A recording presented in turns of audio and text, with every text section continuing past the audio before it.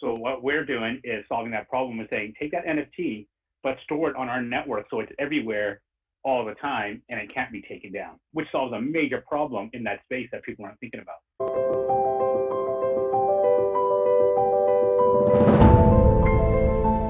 Hey guys, this is Alex from Gains. Today I'm with Pavel from Bluzelle. How are you doing, Pavel? Doing good, Alex. Thanks for having me here. Bluzelle is actually kind of an OG project nowadays. Please tell us, what have you guys been building? So it is a decentralized storage layer, blockchain technology to really take all data and file storage, and instead of having it in one place like AWS, MongoDB have, but use the whole concept of blockchain and decentralization and store your data and files in nodes all around the world. So we're taking all those concepts of crypto blockchain and applying it to storage, which will, for Web3, will make it just basically more secure, more available. And the other one is censorship resistant, like can't have third parties come in and just shut it down like we're seeing happen in the current internet. Are NFTs also stored on Bluzelle? Well, that's the interesting part. That is a use case that we're bringing together right now and pushing forward really hard, especially with the release of Bluzelle 2.0, what we put out a couple of weeks ago. So initially we were just data storage, but over the past 6 months, the demand that's come in, especially around NFT, we realized we can do file storage as well. And so we've added that component to Bluzelle. Now, for NFTs, what everybody gets is, well, isn't it already decentralized? Well, no, all the NFT does is, what it does well is authenticate that, hey, this, who created it? Alex, let's say you're the rightful owner. You pass ownership to me. I have the only one that's out there. Now it's mine. So it can validate that. But if it's a GIF or an art file or a JPEG, that's still stored on, let's just say, AWS or MongoDB, a traditional storage place. Now, if AWS goes down or MongoDB goes down or decides that, hey, we want nothing to do with NFTs, we think they're wrong, or for whatever reason, they can shut down. So you paid for this product, but now you don't have access to it. So what we're doing is solving that problem and saying, take that NFT, but store it on our network so it's everywhere all the time and it can't be taken down, which solves a major problem in that space that people aren't thinking about. How do you compare with other decentralized storage projects? A good question. I mean, let's just go with the one that they'll tie everything together. Let's say Filecoin. They're decentralized storage. So are we. We think there's areas that where Bluzelle excels over them.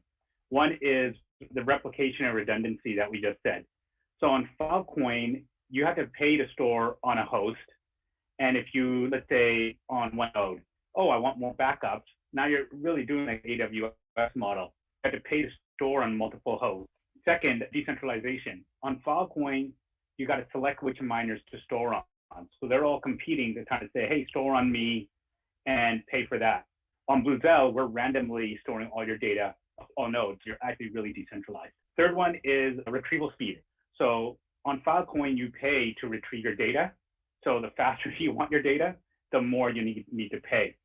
You pay very little, and then your data is going to come to you slow. On Bluzelle, it's almost designed like a cache system, speed-wise. Like all the data retrieval is blazingly fast. All your files are going to be available on all the nodes, and sometimes the closest node to you will get. Sometimes if your internet connection is bad, it'll go to a different node. They'll figure out where's the fastest place for his files, and it'll go there. So Bluzelle, initially, as we talked about, it was a decentralized storage service provider, but nowadays it has evolved into more. You're also doing oracles, interoperability. Can you tell us about the token use case and also the token economics? The token use case is pretty cool. I mean, one is obviously, hey, if you're going to store data on it, hey, you got to pay for it. That's how it goes. I think with interoperability that we have because of Cosmos and we're getting onto Polkadot as well, maybe we'll allow other tokens to come in and pay for it and make that seamless. The other one is if you're going to provide storage on a network, well, you got to stake Bluzelle tokens, and then you get that's for prevent sloshing behavior, and you can for you to earn some of the fees that are earned, and all the stuff that we charge.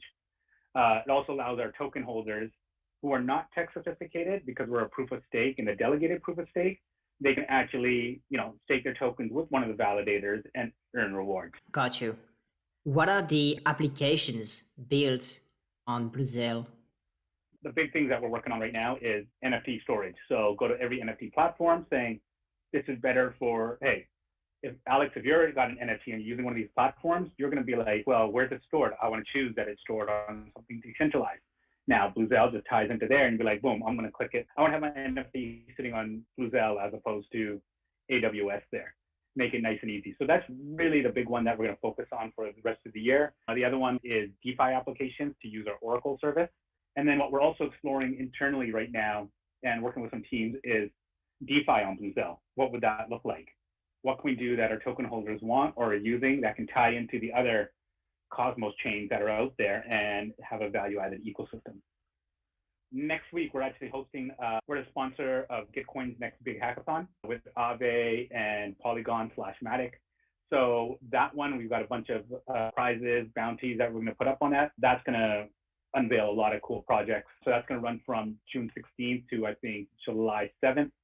And by the end of that, hopefully we'll have like 3 or 4 great products that go on there and those guys can do really well with. Nice, very interesting. Okay, where do you see Bluzelle in 5 years? And also, do you believe centralized services will stop existing and decentralized ones will take over? Ooh, good question. I mean, Bluzelle, this stuff moves so fast. I mean, you know how it is. How do you even predict even like 6 months from now, let alone 5 years? But I do think that decentralized storage, Web3, like the decentralized infrastructure is where DeFi was 2 years ago. I think when all of us started in 2018, we all just assumed that stuff would move faster, but it took longer, right? Like DEXs, there were DEXs out in 2018. No one used those. They didn't take off till 2020. So I think we're in the same boat where the apps have been built, they're growing well. Now they need the proper infrastructure like decentralized storage, like Bluzelle, to support those apps so they can grow to the next level. So I would say in 5 years, if the industry keeps going where it is, we should be the equivalent of AWS. Probably not doing web services and some of the other stuff, but when it comes to like, hey, I'm building an app, there's certain critical things that I need to build my app on a decentralized system. Bluzelle covers Oracle, storage, and who knows from what else from there. Maybe we'll have web hosting by then on there as well. Layer it on, then people will be like, yeah, Bluzelle, I'll just go to, let's say people go to AWS or GCP, Google Cloud for everything. I'm just going to go to Bluzelle and have all my product needs taken care of. I don't think crypto is going to just, and Bitcoin is going to just basically take out all of finance. I think we're going to have just 2 parallel systems happening. You got the new system, you got the old traditional one, and then you've got the new one, an alternative financial system.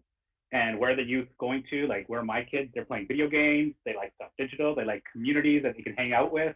Well, that's what crypto is, right? So they're going to migrate and move towards there as opposed to traditional. So you'll have 2 tracks always. And then consumers at some point, I mean, they're going to dictate it. They'll go, maybe they all like decentralized ones more and nobody wants centralized. Then at that point, there won't be any centralized. So I think it's going to end up being the end consumer who decides. If you're able to share, what are the state of the finances at Bluzelle? How much did you raise? How much is left? We originally raised 17 million in 2018. Obviously, 2018, 2019, and most of 2020 was bad in terms of crypto. But fortunately, we have quite a bit left, a nice long runway. We also learned to keep the team very lean at the end of 2019. Rebuild the team back with stronger people, and even in the past year, we just started hiring more people now because we still have PTSD from 2018, 2019. Like, hey, we don't know what's going to happen. So throughout 2020, we kept the team lean, our costs low. Fortunately, because we have a big treasury, our own Bluzelle tokens, we sell a bit each month that we're transparent with, and letting know that we take that just so we can have more BTC, ETH, and USD. So for the long run, if a bear market happens again and sits there for 6 months or another year and a half, we're not going to be sweating ever. We're going to be like, keep building, put the product out. Everything is stronger now. All right. Is there anything else you'd like to mention about Bluzelle? The next 8 weeks, we got a lot of cool things planned that are coming out, and it's really towards driving more network utility and developers. So like I said, one thing is we're doing this hackathon with Gitcoin. Go on there, we'll have more developers will build products will bring more utility. We're also doing a program called Call of Data. It's almost like what we're doing for the yield farming. You're data farming, and you're going to be incentivized and earn things.